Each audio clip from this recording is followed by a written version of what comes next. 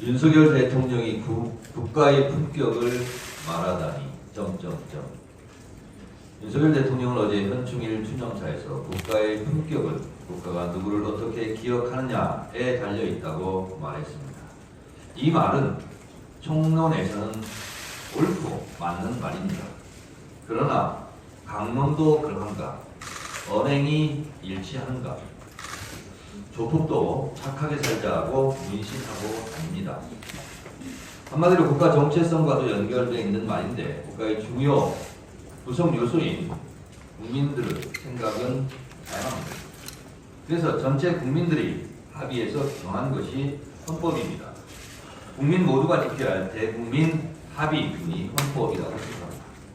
대통령도 취임선서에서 헌법 준수를 맨 먼저 말합니다. 헌법 130개 조항 중 압축 요약한 헌법 정문은 3.1운동으로 건립된 대한민국 임시정부의 법통과 불의함과 사회부 민주 이념을 계승하고 이렇게 되어 있습니다. 대한민국의 뿌리로 정하고 있습니다. 독립운동과 민주주의가 헌법 정신의 시작입니다. 그렇다면 윤석열 정부는 과연 일제 항거하거나 피해를 본 분들을 존중하고 우대하고 있는가? 일제치하 강제동원 피해자에 대한 국내 법원 판결조차 귀엽고 위안부 문제는 입을 꾹 닫고 일본의 역사교과서 왜곡에 대해서는 나몰라라 하고 일본의 독도 야옥에 대해서도 항의도 하지 않고 후쿠시마 핵 오염수에 대해서는 오히려 일본 대변인 같은 태도로 국민들의 분노를 유발하고 있습니다. 정부 여당은 후쿠시마 핵 오염수를 저지하는 야당과 국민을 향해 괴담 선동으로 수산물 소비가 위축되면 책임지라고 협박하고 있습니다.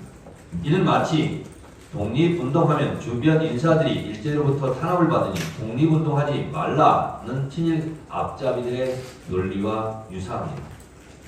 강도 신고하면 보복당할지 모르니 강도 신고하지 말라는 논리와 무엇이 다르겠습니까?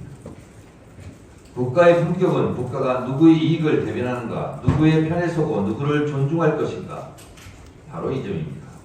윤석열 대통령이 말하는 국가의 품격에서 그 국가는 어느 나라 국가를 말합니까? 한국입니까? 일본입니까? 오직 국익을 위한다는데 한국의 국익입니까? 일본의 국익입니까? 독립운동은 못했어도 후쿠시마 핵 오염수는 막아냅시다. 이순신 장군처럼 외선을 격침시키지는 못하더라도 우리의 바다는 우리가 지킵시다. 프랑스처럼 철저하게 민족 반역자를 척살하지는 못했어도 일본에 아무 굴뚝하지는 맙시다. 역사의 품격은 역사가 윤석열 정권을 어떻게 기록할지 국민들이 어떻게 평가할지에 달려 있습니다. 저는 역사와 국민을 믿습니다. 검사가 수사권을 가지고 보복하면 그게 깡패지 검사입니까? 어디서 많이 들었던 말입니다. 바이든 날리면을 보도했던 MBC 기자의 속옷까지 압수수색하고 한동훈 장관을 추적하던 더 탐사에 대한 압수수색 그리고 최강욱 의원에 대한 압수수색 참으로 공교롭습니다. 현 정권과 각을 세웠던 사람들에 대한 무차별적인 압수수색이 횡행합니다. 이게 과연 우연의 일치인가? 필연은 우연의 옷을 입고 나타난다고 합니다. 내 힘들다를 거꾸로 하면 다들 힘내가 됩니다. 우리 모두 힘을 냅시다. 최강욱 의원 파이팅. 서영규 최주가 해야 제맛입니다. 한상혁 방통위원장에 대한 압박수사와 법적 근거 없는 면직 처분, 최민희 방통위원 임명 거부, 그리고 이동관 방통위원장 내정설까지 어쩌면 그렇게 MB 정권 초창기 언론 장악 시나리오를 닮았습니다. 언론은 장악될 수도 없고 언론은 탄압한다고 정권의 이익으로 돌아가지도 않습니다.